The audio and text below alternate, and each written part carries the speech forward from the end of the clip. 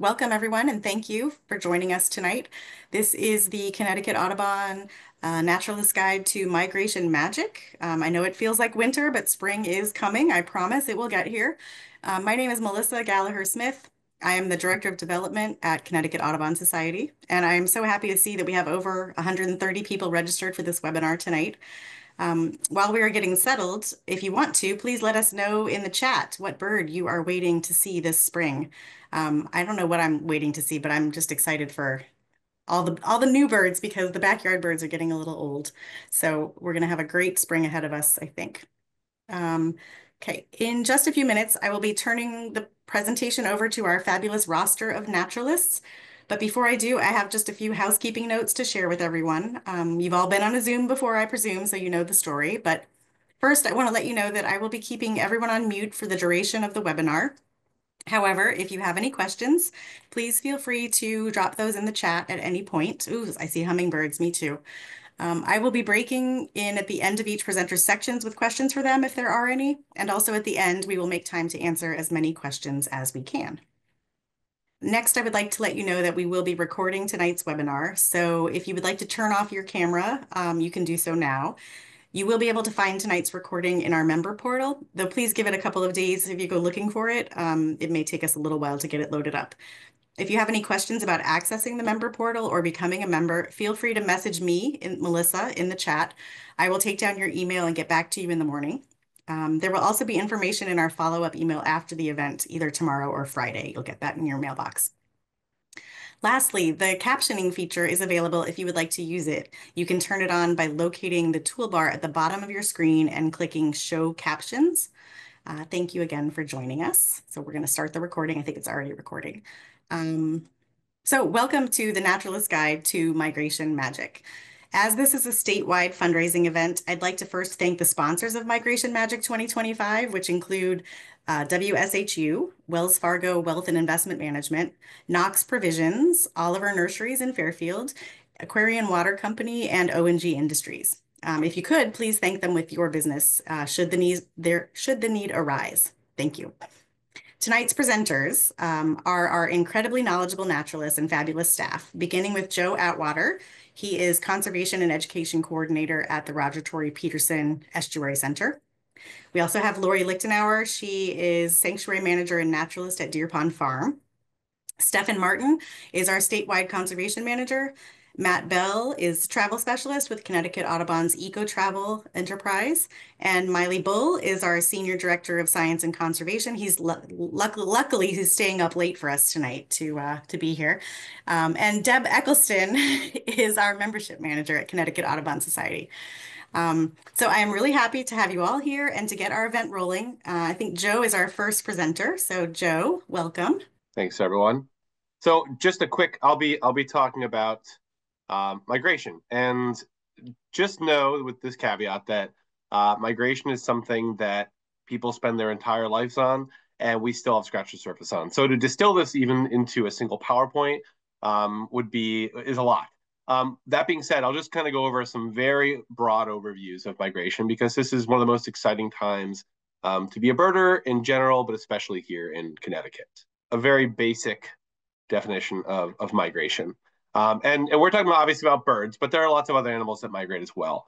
And migration broadly is the seasonal movement of birds from areas of lower decreasing resources to areas of higher increasing. And those two main resources are food and nesting resources.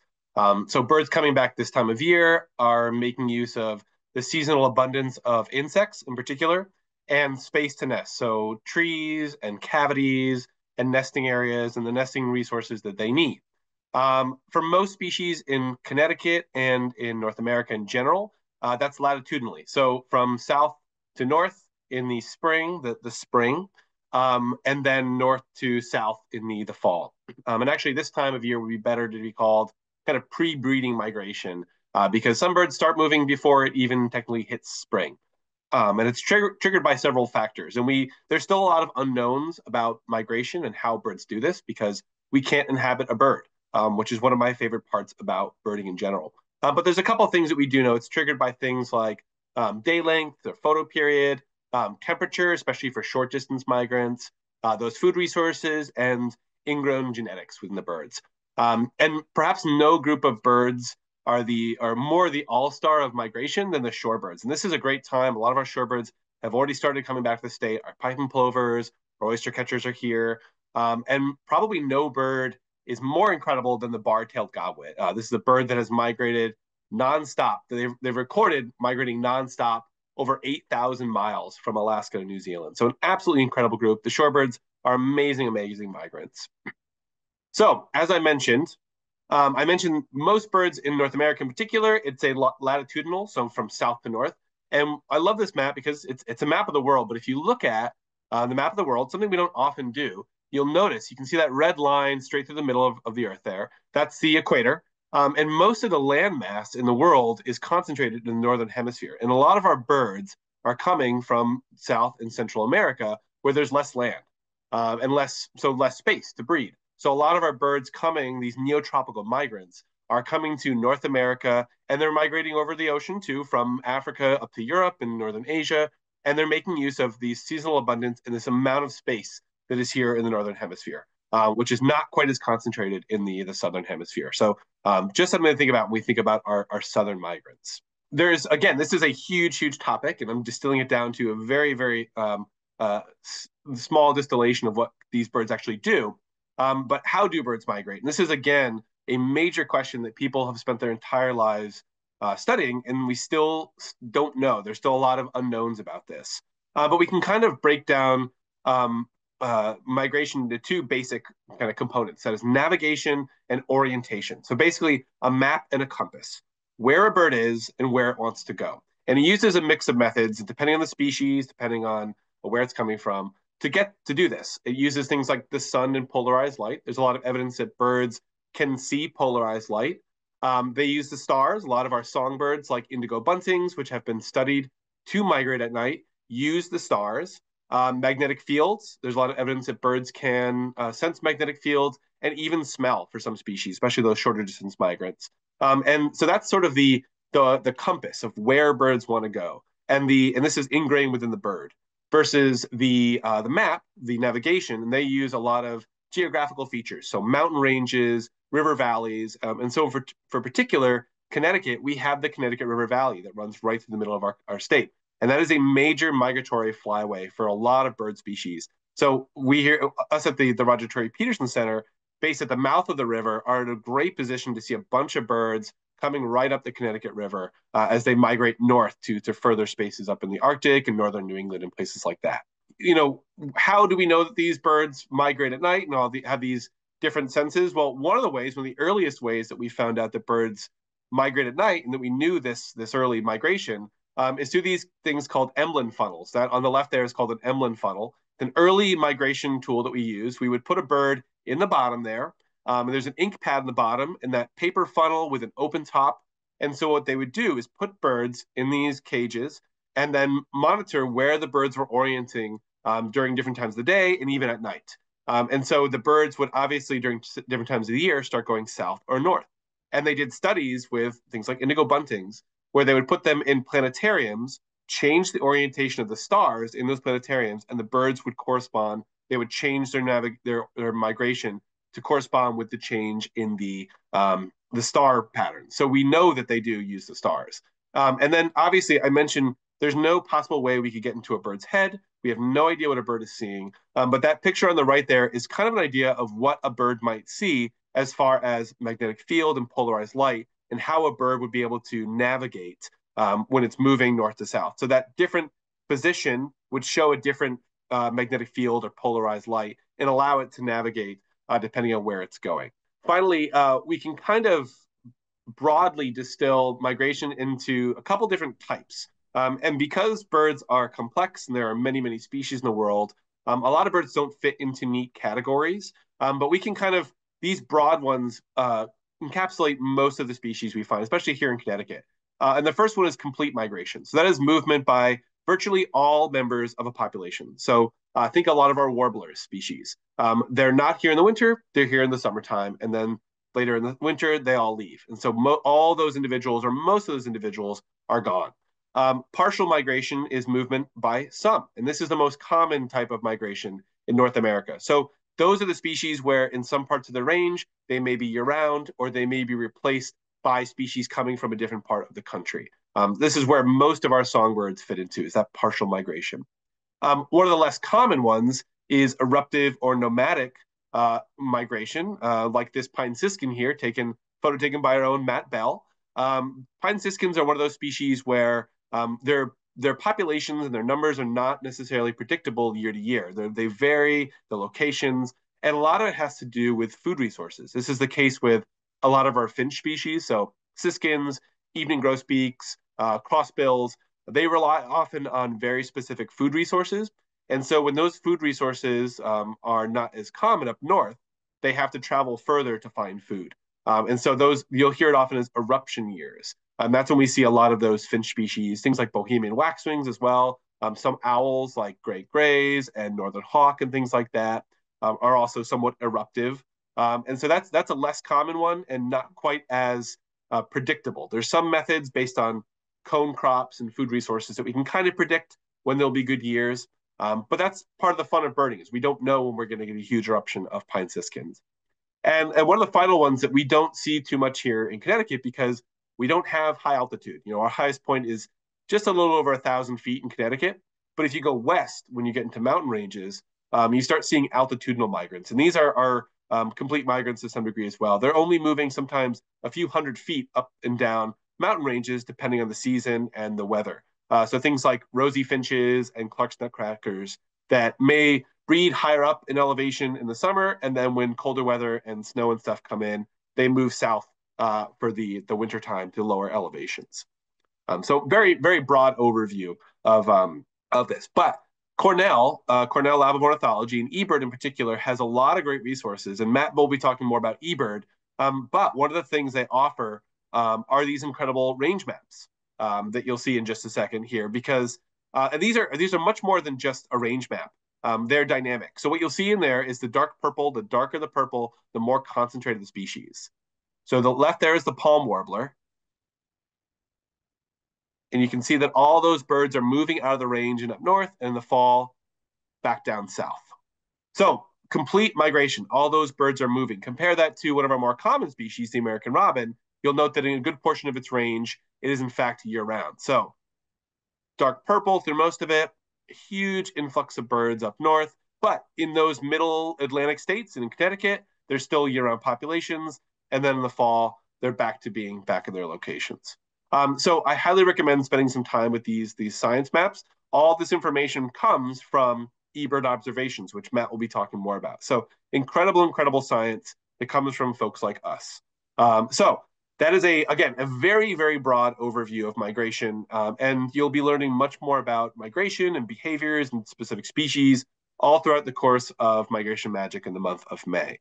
But hopefully that gives you at least a broad overview of what these birds are doing and how incredible they are to be doing these amazing feats at something that may only weigh as much as a couple paper clips, flying thousands of miles across open water and land and predators and things. So really, really amazing. And one of the reasons I love birds so much is this incredible migration that they undertake. It's awesome, Joe. Thank you so, so much. We did have one question where you were talking about how the birds migrate. You had mentioned sight and possible magnetic fields. One, Beverly asked, do they migrate with a sense of smell, as if like the shorebirds, do they smell the fish?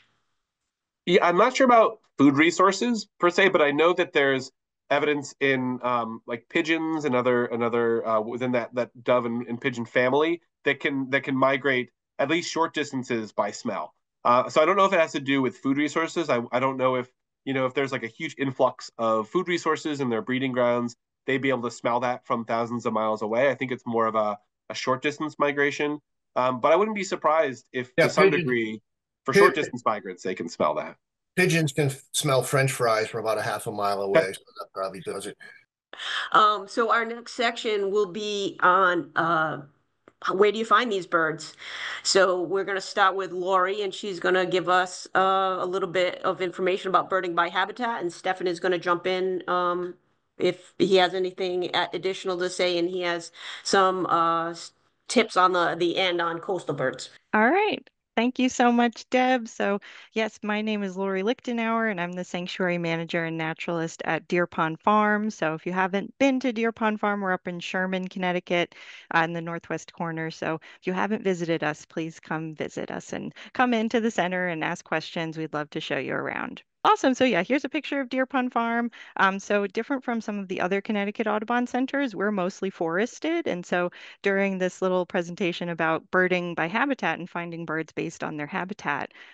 We are kind of going to start up north and then go down towards the coastline. And so Deer Pond Farm, we have 15 miles of trails, awesome center. Come check us out. We're in 57 Wakeman Hill Road in Sherman. All right, so birding by habitat can be a little tricky sometimes.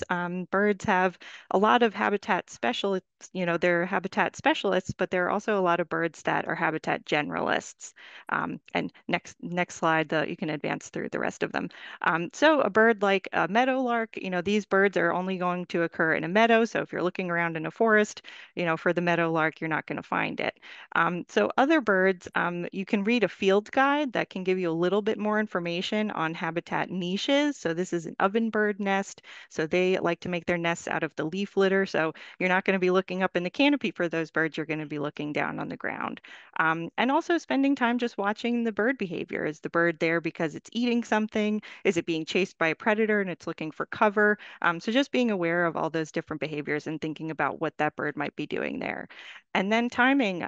So during the breeding season and during migration, like Joe was talking about, birds might be in different places at different times of year. So make sure you're checking your field guide and seeing, are these birds breeding? Are they getting ready to migrate? Do they have their young? Will they be in a different place than they were breeding? All right. So again, starting up north. So at Deer Pond Farm, we have a lot of forests, and it's important to think about what kind of forest you're in. We have kind of two main groups of trees in New England area. So deciduous forests, meaning flowering trees. So these two pictures are some of my favorites. We have an oak flower and a tulip tree flower. So later on in May and in June, the tulip trees will start to blossom. These trees tend to grow really tall, really fast, so it's hard to see the flowers.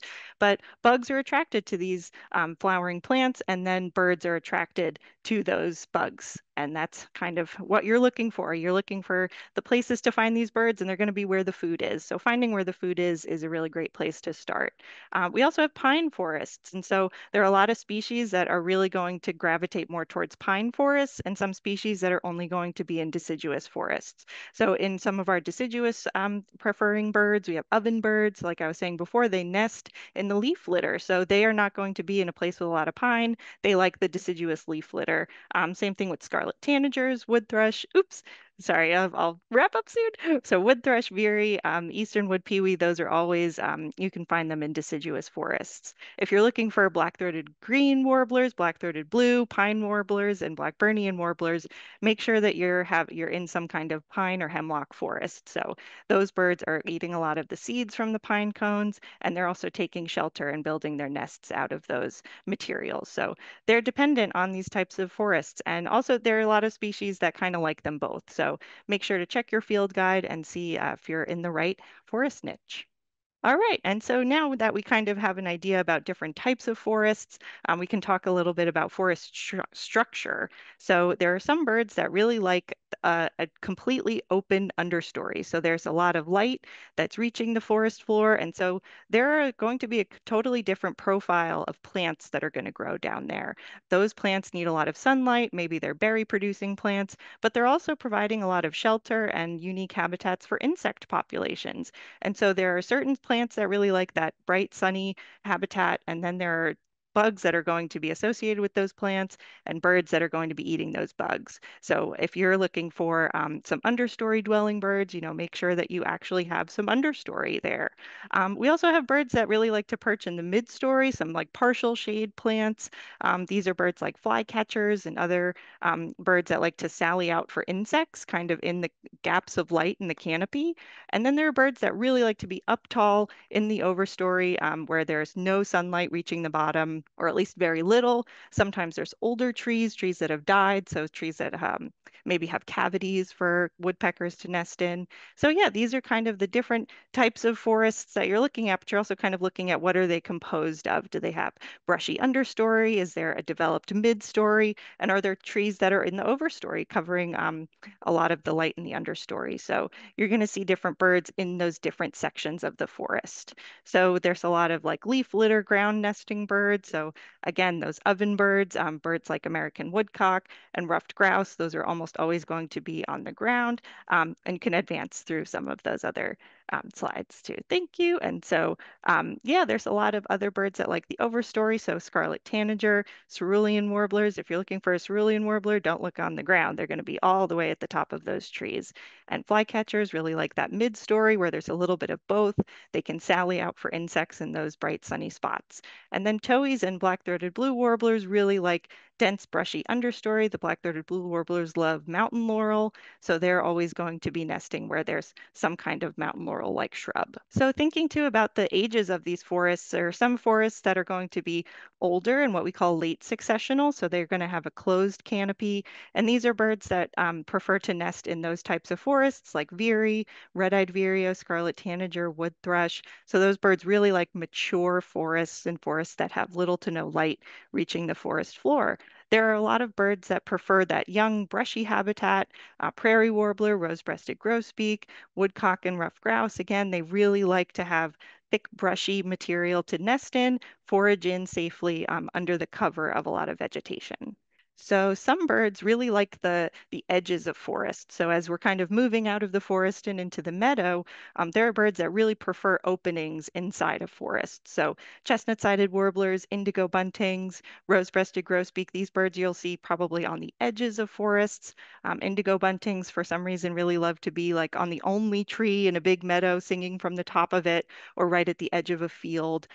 This is also a great place to see some aerial insectivores, and more flycatchers, birds that are going to be eating those flying insects, and even cerulean warblers. They are mature, forest species, but they are insectivores, and I've seen them a lot on edges where you have mature forest and then like a clear cut on one side. The cerulean warblers are eating a ton of bugs in those bright sunny patches, and so they can take advantage of things like canopy gaps, where a tree falls down in that smaller picture on the bottom. That's almost like a grocery store is opening up because that light is going to attract a lot of bugs, and then the birds are going to be eating those bugs.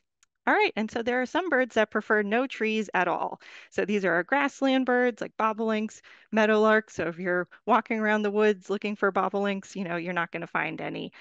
Birds like bluebirds and other aerial insectivores do really well and in open fields, but they don't mind if there's a couple of trees around. But other birds like field sparrow, prairie warbler, they really, really like these meadows and openings to nest in. It's also a great place to see raptors. So some raptors, like short-eared owls, are really specialists to grasslands, but other birds like to hunt in those areas too. It's really easy to see all the way to the ground, and it's easy for them to catch their prey.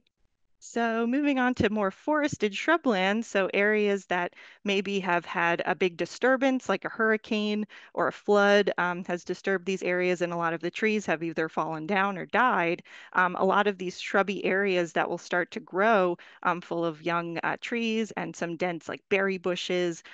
These areas are really, really densely packed in with different species of plants, much more than if there was just one large tree in an area. You can think about, the diameter of a really big tree and how many small herbaceous plants could be kind of in that same area. So it's a really, really rich source of insects and berries for a lot of for a lot of bird species. And so they will seek out these areas not only because they're rich with food, but they also offer a lot of cover. So when these birds are foraging, they're not, in an obvious place for a predator. So they actually have a safe place to eat a lot of food. And so some birds that really like this are hooded warbler, mourning warblers that really like young pine habitat, golden wing warblers too, willow flycatchers, and towhees are going to be in really shrubby areas.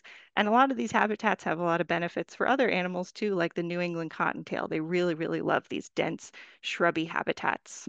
All right, and so next we have wetlands and water courses. So some birds really like wetlands and water, but they are kind of preferring for those places to be adjacent to forested areas. So like wood ducks, wood ducks have probably been adapted from nesting in old beaver meadows. So when the beavers would build their dams and they would flood these forests, the trees would die and then create cavity trees for these ducks to nest in. So for other birds like Louisiana water thrush, they will be, foraging up and down a stream in the middle of a forest. I've seen them when I can hear the stream. The stream has to be kind of big enough and substantial enough for you to hear the water rushing. Otherwise, I haven't seen Louisiana water thrush, but other birds will be like in shrubs around a pond or a wetland. So common yellowthroat, yellow warbler, gray catbird, you're almost guaranteed to see those in a shrub around some kind of pond. All right, and so I'm going to hand it over to Stefan, and he's going to take you birding down the coast. All right, thank you. So I'll talk about a couple other habitats that are associated with the water and just expand a little bit on the beaver ponds and cattail marshes that Lori started to talk about a little bit. Um, the interesting thing here is that we're talking about May, birding in May. So it's going to be dependent on when in May you're going to be looking for some of these birds as well, because during the beginning of May, the first couple of weeks, it's going to be peak migration. There's a lot of these birds that might be stopping in smaller parcels that you wouldn't necessarily think of as breeding territory or breeding habitat for them. So an example, you can have a small forest like birdcraft, for instance. You can find scarlet tanager there, red-eyed vireo. They might not necessarily be breeding there, but they're going to be passing through. So rusty blackbird and beaver ponds, uh, that's going to be migration specific. Right now, they're coming through. We should have a couple more in early May as well. Um, Beaver ponds just offer such a dynamic habitat. It's an area that wasn't previously a pond where these beavers dammed up a waterway. Now it's flooding the surrounding forested area, creating all sorts of different dynamics that wouldn't have normally have had water in them, all sorts of underground rocks and fallen trees, other structures that create additional habitat for food that then these birds are going to be feeding on as well. Green herons, American and least bitterns will be using cattail marshes or beaver ponds, things like Virginia rail and sora, possibly king rail, hooded mergansers. That's going to be very similar to the wood duck that Lori was talking about. You're not really going to have a pileated woodpecker hole in the middle of a pond, but a beaver pond you might, because now this area is flooded, it's killed those mature trees, and you have these standing snags with these available cavities. Same thing with belted kingfishers. They're also potentially using those cavities as well. With that different habitat dynamic and that mosaic of different habitats, you're also having those differential in topography. So you might have a higher area that's within this wetland that might be a mudflat now that you're going to find solitary sandpipers on, walking around trying to find their little invertebrates from the mud. Then you're going to have other shrubs that are going to be growing at the edges of these ponds, like red osier dogwood or silky dogwoods. You're going to have our aquatic shrubs like buttonbush. That's where you're going to find things like swamp sparrow. And then marsh wren are going to be nesting. They're going to be in freshwater marshes and then also along the coast as well. Now, I spend a lot of time on the coastline, so this is kind of an area where I'm more familiar with. I'm sure a lot of folks have seen me over at Milford Point or Stratford Point. Why are these areas so valuable? And why do we have a lot of birds that are using them? Well, they're food-rich habitats. They're an important rest area. And then all of these larger water courses as well. A lot of these estuarine habitat are going to be at the mouth of these large rivers, the Housatonic River, Connecticut River. As Joe was saying before, birds are using these as migration corridors and pathways. So at the mouth where you get into the Long Island Sound, you're going to have this whole collection of delicious treats for these birds to stop over and feed on as well.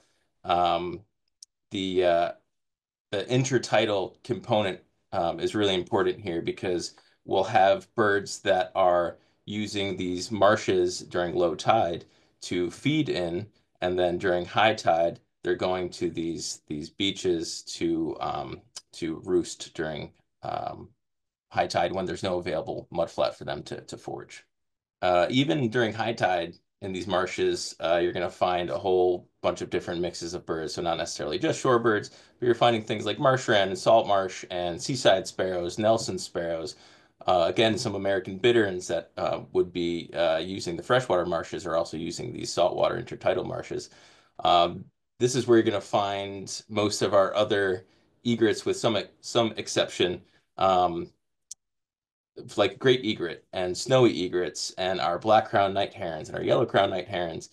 Um, Things like American black duck are going to be using the marsh to nest and breed. Things like peregrine falcon are going to be nesting along the shoreline as well. Clapper rails and glossy ibis are coming through and utilizing these marshes. During the month of May, if you're going to be participating in the birdathon, which I certainly encourage you and hope that you are, one of the other benefits of the marsh is you don't necessarily have to go to the beach side to see some of these other species that might be utilizing those beaches. During the summer, we and late April into May now, we have things like piping plover and American oyster catcher that are going to be nesting on our beaches. So if you are going to visit the beach, I recommend going on a falling tide. But again, you can probably just look out into some of these marshes and get those species anyways. Our American oyster catcher, as I said, piping plover, they're going to be utilizing these rocky beaches, these berry beaches, things like black skimmers that you'll see, skimming and picking off little fish from the water, least terns and common terns, potentially things like royal tern and Caspian tern.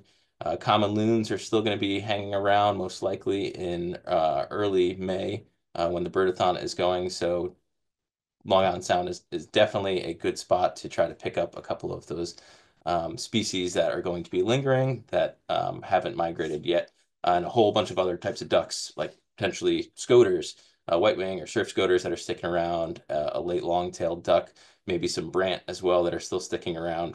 But if anybody has any questions on where to find a specific bird, I'm happy to answer those if you want to send me an email or even at the end of this Zoom as well. Awesome. Thank you so much. And now that you've found all these birds, we have to figure out how to keep track of them. So Matt is going to give us a little bit of a uh, uh, training on the eBird app. Matt.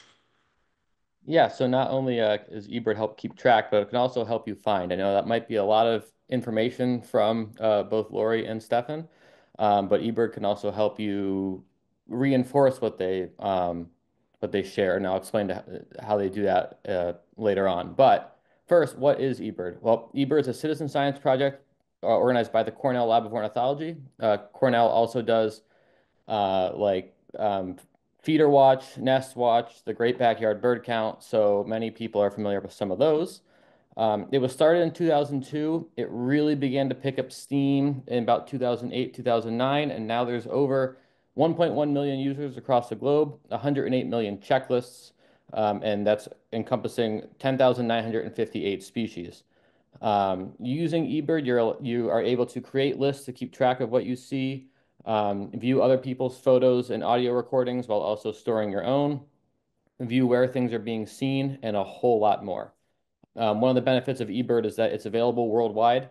Anywhere you travel, not just in Connecticut, but anywhere across the globe, you can find bird data, information, etc., all online. And the data is incredibly important for conservation. It's been used in over 1,180 publications. It's used by us at Connecticut Audubon to help manage our properties. You know, we know what's being reported where, how to properly manage for certain species. And by using eBird, we've been able to keep track and know that just over 75% of species ever recorded in Connecticut have been on Connecticut Audubon properties. So that's one of the benefits that we use eBird for. And of course, it helps create a greater understanding of the avian world as well. Now, eBird's both a website and an app. So first, I'm going to go over how to use the app, which is the easiest way to keep a list while in the field. So when you first open an app, and yes, these are live screenshots from yesterday when I was out birding. When you first open the app, this is what you're going to see. You're going to see the date, your start time, and then a button that says Start Checklist. Now, you can record your track or not. I always suggest recording it. You are the only person who sees it, or eBird verified researchers who have to get permission from eBird to see that. But very simply, when you get to a place you want to go birding, you hit that start checklist button, and the next screen you'll see is a listing of all the birds that are possible. Now you'll see these colored circles that it just relates to how often they've been reported in your certain area. So it's not saying that up where I live, which is up near the Massachusetts border in Tolland County, some of these waterfowl are rarely reported in my area. It's not to say that they're rare, but they're just not reported to eBird often. When you see a screen like this, you can either scroll through it, or you can press the plus button to add next to the species, or in the upper bar where it says add observation or find species, you'll be able to type, which I show on the next screenshot. Most people get confused. The very first thing that comes up when you hit the type button is the number pad, and people go, "Why is the number pad coming up? I just want to type the species name in." And the number pops up because you can actually type your number in and then the species, and it will automatically add that many to that species total. So, for example, last night I was recording one American woodcock. I had recorded one, and later on I added a second one. But that's kind of how you use the app. So you're out birding, you're out walking. As you see a new species, you can just toss one on the list and then go back and fix your numbers later, or keep numbers as you go. You don't have to keep exact numbers either. You can put the letter X, even though eBird suggests including numbers for everything you see. But at the end of your birding experience, you'll get a screen that shows a list of all the species that you saw on the walk. So last night I spent 10 minutes birding out by my house, and I had these 4 species. Not a lot, but I only spent 10 minutes. Once you get to this screen, you see this, there's a stop button, and that stops following your track. It's tracking your distance, your time, etc. When you hit that stop button, you'll then be greeted by a screen that looks like this. Now, the first thing to notice is it's going to ask you, is this a complete checklist of the birds you were able to identify? More often than not, you want to say yes. The only time you answer no is if you're not purposefully birding. So if you just see something while you're out in your yard gardening and you want to put in eBird, that would be no. Or if for some reason you purposely leave off a species, like if you went for a walk and decided you saw too many American robins, you didn't want to bother about it, so you didn't put them on the list, your answer is still no, because that's not all the species that you saw. But you'll also see where it says choose a location and where it says traveling. So I'll circle back to where it says traveling, but that choose a location option, when you tap on that, you'll see a list of the nearby locations. So you'll see the recommended hotspots, which are the flame locations, or just a normal pin, which is just like, hey, this is a parking lot I've used and all that. So you pick that, and then it just allows you to submit it later on. But circling back to that traveling option, eBird is smart enough when using the app that it knows if you've been hiking, or if you're sitting still, or if a checklist is too short. But if you want to change it for some reason, so on the next screenshot, if you were to tap where it said traveling, you'll see this list. Now, you can ignore the bottom 4. You should never really use those in the purpose of migration magic. But you'll see traveling, stationary, and incidental. So like I said, eBird, the app, is smart enough to know what you're doing as long as you have that tracking turned on. But sometimes you want to change the style. So if you accidentally stop a checklist too early and you end up hiking, it will say stationary. You'll go in and want to put traveling. The best example I use is I sit outside every night and look for birds in my yard. And then sometimes I walk inside to go to the bathroom or get a drink, and my phone's on me and it starts tracking as if I'm hiking. I have to go in later on and change it to stationary, being like, no, that was just me walking inside my house. I didn't go for a hike. I just stayed on the front yard. Once you submit that list, it gets added to eBird's giant database, and you can have as many or as little as you want. So when you go to the website, and I know this is going to be a lot of information for everyone, so I just want to point out as well, we did a Zoom last year on this, and it should be recorded, and we'll have that available as well. But this is what the eBird website looks like when you're under My eBird. So this is a straight screenshot of what my personal page looks like. You'll see a lot, but you can see underneath that latest checklist from last night, you can see that checklist that I just showed in the app. There it is right there on eBird's website. So then using now to kind of circle back, what benefits do eBird give you?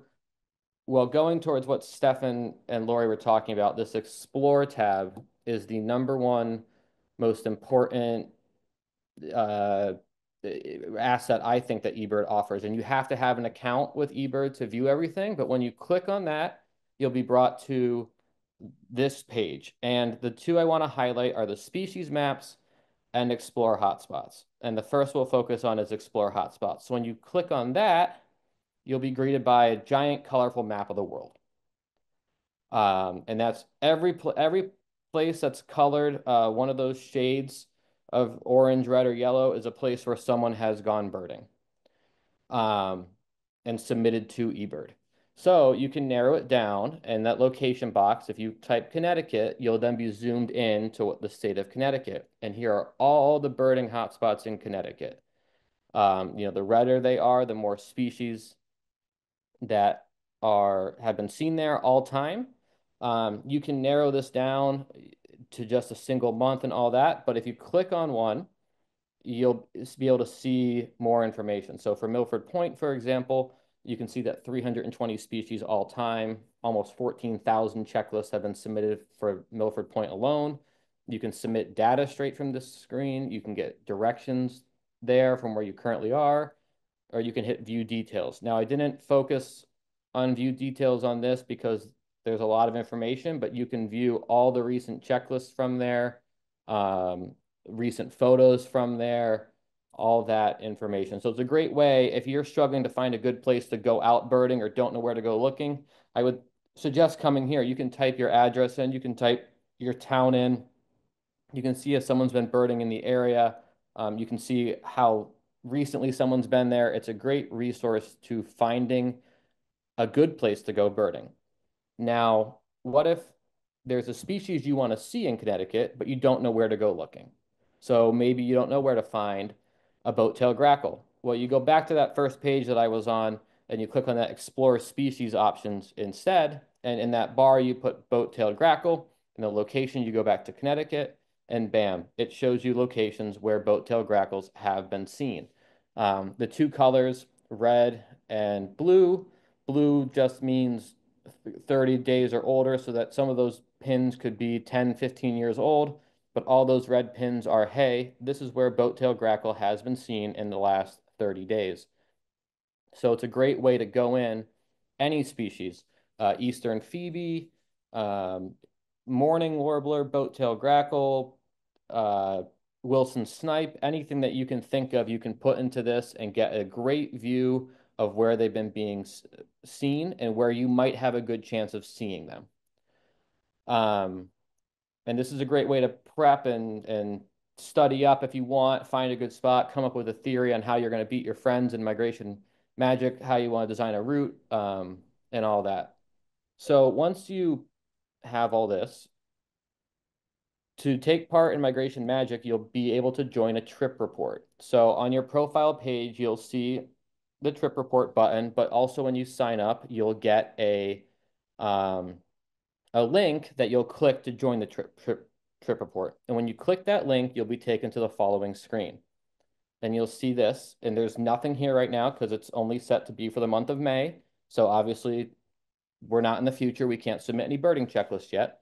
But you'll hit that Join Trip Report button in the upper right-hand corner, and then you'll be brought to the next page, which you can just quickly move over. That's just showing you the time frame, and you just hit Save and View, and then you're in. If you click on that My Trip Report page in your profile, you'll have a screen like this. Now, this is your first trip report you're ever going to be in. You'll have just one. If you're like me and have a lot of trip reports from all the eco travel trips or personal trips, you'll see a list like this. And then you just click on it to view. When you click on a link, a trip report, you're brought to a page like this. So again, this is the one for this year. And one of the most important things about Migration Magic is it's for birds seen in Connecticut. It's not for birds seen also in Massachusetts or in New York or Rhode Island or in Ohio or something like that. So you want to make sure that what is reflected in your species total is correct for Connecticut. So you'll hit that Manage Checklist button from the Edit drop-down menu there, and you'll see a screen on the next page. Now, this is from a past eco travel trip that just finished in Costa Rica, but you'll see these are a list of checklists that I made, and you'll see the green check boxes on the right, and you'll see two up above are unchecked. Well, that's because those two checklists were actually from El Salvador. They weren't from Costa Rica. So I unchecked them so that they weren't included in the totals or in the maps, etc., for everyone who was traveling on the trip to see. So if you do bird out of state, I suggest you go in to the manage checklists and uncheck the checklist from displaying that occurred outside the state. Otherwise, it puts a lot of effort on us to go through and figure out who was in what country and go do the manual math ourselves. Um, so when you hit, then you hit save and view trip report. And I have another example here of what a trip report looks like. So this is last year's Migration Magic, and you can see on the map that some people didn't manage their checklists, and we have some checklists from Ireland or Iceland. But this is what an actual filled out trip report looks like. You'll see it shows the full data. So I don't have a scrolling picture here, but you'd be able to scroll through and see all 251 species, the exact number of each one, any photos people have uploaded, where they've been, all of that. So if you want to narrow it down, say you're competing with me or with Joe or Stefan or Lori, that you see where it says data for group, all people. If you click on that, you get a list of all the names. So you can select someone's name and you'll see just their data. So this is my Migration Magic last year. I had 190 species in Connecticut. You can see all the places I went birding in Connecticut. And you can then narrow down just to see what I saw or where I went. So then the important thing as well, obviously this is a friendly competition, but we also want to know how many species you saw. And if you sign up, or when you sign up for Migration Magic, you'll have the option to set a species minimum or a goal total. Like, so for the big day, we have a goal total of 160 species, 150 to 160 species. One of the easiest ways for you to see your own species total is not having to go to the trip report. You just change your region to Connecticut, and then it will automatically show you as long as you're in the month of May. The top bar will be the total number of species you saw. So you can see I've done a lot of birding in the world so far in the month of April. I've seen 6 species in 2025. Going really strong there. But that is an important total number to know, because if you have anyone who's donating to you and they want to donate on a per species basis, then you're going to want to go to the website for the donation later on the next slide. And that's where you're going to put in that total species. So on this website, you have to go to activity. And this is the website you'd see when you sign up for Migration Magic. This is the profile and the donation website. So when you go to activity, you'll have to regularly update so that all your followers can see. And I know, like I said, it's a lot. It's a very quick rundown of what goes on in eBird. Again, it's a lot of information. It's a very awesome tool. I know it can be a bit of a learning curve, but we use this to help support the conservation of our properties as well, so we know where to how to manage properties. So it's great that you join us in using this. And of course, if you have any questions for eBird, you can always email me, watch the other Zoom we did last year, and we can go from there.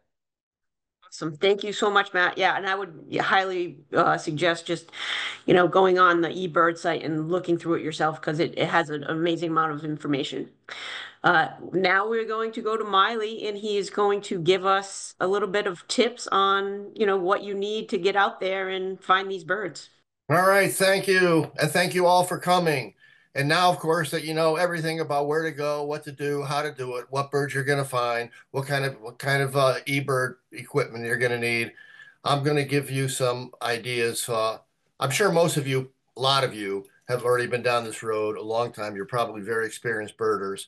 So I'm going to aim this mostly at people who are just getting into this for the first time. Hey, what is migration magic? How do I do this? What should I do? What do I really need to go birding for a day? So that's what I'm going to try to give you. Just some simple equipment that you'll be useful if you're out for a full day birding. Okay, so first of all, you're going to need bins. Bins are important. You got to have a pair of binoculars, right? And there are a million kinds of binoculars out there. I would suggest there's two important numbers when you look for binoculars. The first number is the power, in this case, 7 by 35 or 10 by 50. The second is the millimeter, millimeter of the diameter opening of the optics, which gives you the field of view. If you go much less than 7 power, it's not going to be all that helpful, and anything less than 35 millimeters is going to be very restrictive. So that leaves out those little tiny mini binoculars that you put in your pocket, in your shirt pocket. Those are not so hot. 10 by 50s are good. More than 10 power, I find it like incredibly difficult to hold still a pair of 10 power binoculars, especially after 2 or 3 cups of coffee. So somewhere in between. If you're looking for a pair of binoculars, I would suggest you go to our Eco Travel office. They have a whole wide variety of binoculars to choose from, and you just pick a pair that handle well, that you like, that are somewhat sturdy, etc. And you can spend, as you probably know, anywhere from basically 50 or 75 bucks to over $2,000 for a pair of binoculars. Well, only my best friends at Audubon can afford those really good pairs of binoculars. Okay, so after you've got your binoculars and you've learned how to use them, they're not that difficult to learn to use, especially if you get a pair from our Eco Travel office. They'll be happy to show you, how to use them. It's fairly simple. The next thing you might want to consider is a spotting scope. So that'll bring birds in close that are out far away. So you got your 10 power binoculars. You're looking out across the marsh. Here's this little tiny raptor sitting in a tree on the other side of the marsh. Well, it'd be nice if you get a little closer to that. If you had a nice spotting scope with a tripod, that'll bring it in close as well. So and then you can get spotting scopes fairly inexpensively too.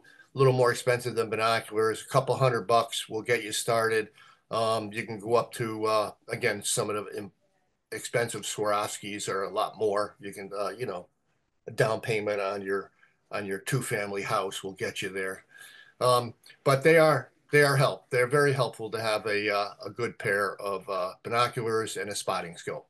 So that'll basically get you started. Next, when you get your binoculars, get a good strap, a good convenient padded strap that goes around your neck, so you don't get what we refer to as warbler neck, where you're standing there looking at the tops of the oak trees for the cerulean warblers that Lori was talking about for a half an hour until your head wants to fall off, trying to get these things to hold still long enough so you can get an ID on them. It's good to have a nice strap on your binoculars that will rest your neck after you've put them down. So that's kind of key, because most binoculars come with kind of cheap straps that are not neck savers at all. And a good pair of straps are very helpful. So what did you see? Okay, so if you're in my case, nobody believes anything that I tell them that I see. And so I have to have a good camera to prove what I've seen. It also has to have some identification features in the back that tell them that the purple heron I saw was actually in Milford Point and not somewhere in the tropics. So it's good to have a nice camera. And Canon makes some really good cameras, and they can bring them up. They coordinate with all your other digital equipment, and a telephoto lens is really helpful. So it's nice to have. Okay, so you got a pair of binoculars, you've got your spotting scope, and you've got a good camera. A field guide is very handy, helpful. A Sibley's guide is a little big to carry around, but it's good to keep in your car. And so you can compare what you've seen, try to identify what you've seen. If you got a picture of them, then you can, of course, you can ask people what it was you got a picture of. But a field guide is very handy. Um, and you can have digital guides, and I'll go through that in a second as well. But it's good to have a good reference guide like Sibley, which is probably, I think, the best field guide ever made. Um, so get a good field guide. You should also take notes. Okay, so you're in the field, so you see this bird, you get a glimpse of it. You should get notes. Did it have a long tail, a short tail? Did it have what are some of the field marks on it? What kind of a bill did it have? What it was general coloring? Even if you draw a little picture of it, it'll help you remember it later on. So that's very helpful as well. Digitized birding. Now, almost everything you need to know about birds you can find on your iPhone if you have one. There's apps for everything here. Field gets vocal recognition. If you go to the Merlin app, which is a free app, it'll help you identify bird songs. I wouldn't particularly trust everything on Merlin. They're mostly 90% correct, but sometimes it'll identify a bird that is a little off. And sometimes I've noticed with Merlin, I don't know, you guys probably notice this as well. I hear birds that Merlin doesn't hear. Um, so, but there's digital guides for everything. The maps, the ranges, everything is in your hand on an app. So almost everybody has these devices now, and a lot of these apps are free.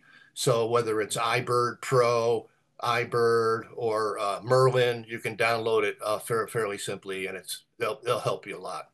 In your pack, you should put, of course, during the warm months, some bug juice is helpful, especially if you're running around in the low brush, looking for some of those low bird species that Lori was mentioning. You'll be in the bushes all the time. You're going to get ticks on you. There's no doubt about it. In some places, you get a lot of ticks. So bring bug juice. Very important. Handy to have some bug juice. Tuck your socks into your pants into your socks, spray on some bug juice, and keep the ticks off. There's a lot of interesting diseases now that people can pick up from ticks. There seems to be a new one every year. So get some bug juice. And of course, stay hydrated when you're out. I'm basing this on the fact that you're probably going to go out in the field for a full day. Bring water. It's important to keep hydrated. Drink once in a while. When you're my age, you forget that you need to drink. You don't feel thirsty until it's too late. So I got to bring water with me all the time. And my wife is always mentioning the fact that how much water did you drink? So stay hydrated. And of course, you're going to need a little backpack to carry all this stuff in. So get a nice lightweight backpack that you can put all your stuff in, a light lunch, your bug juice, your water, and have a great day in the field. And so those are a few things I think that I think a lot of us are already aware of. But if you're entering into the world of migration magic for the first time, and you're sort of a newer birder, these are a few things that'll help you get along. And of course, the checklist. You want to check off everything you've seen.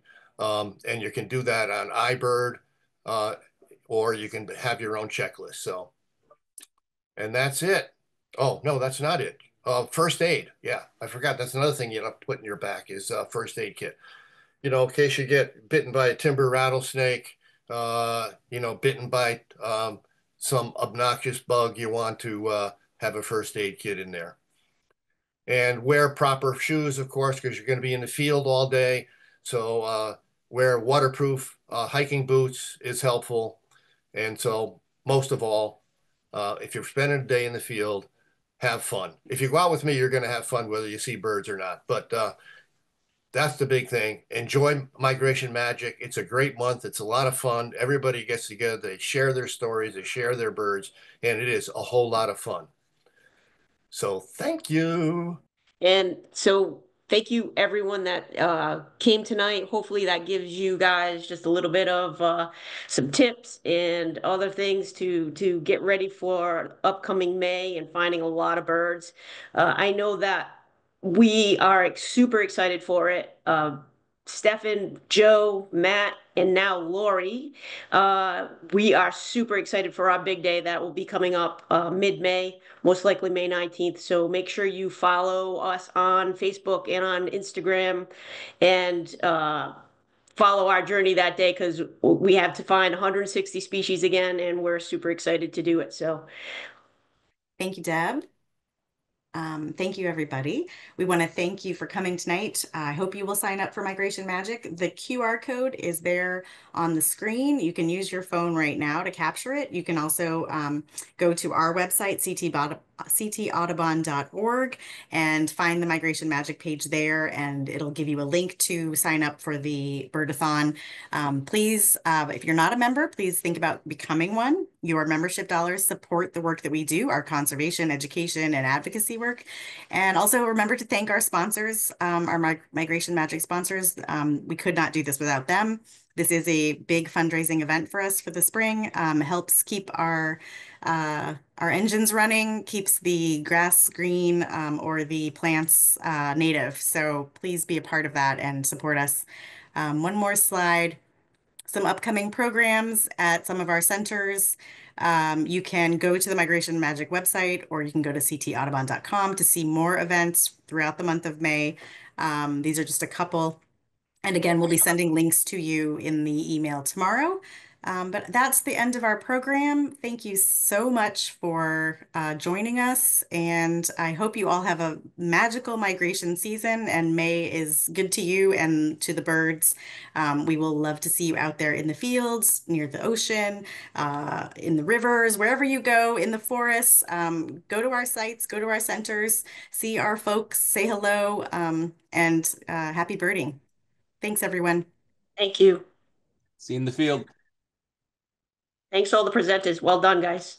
Yeah, thanks very much, guys.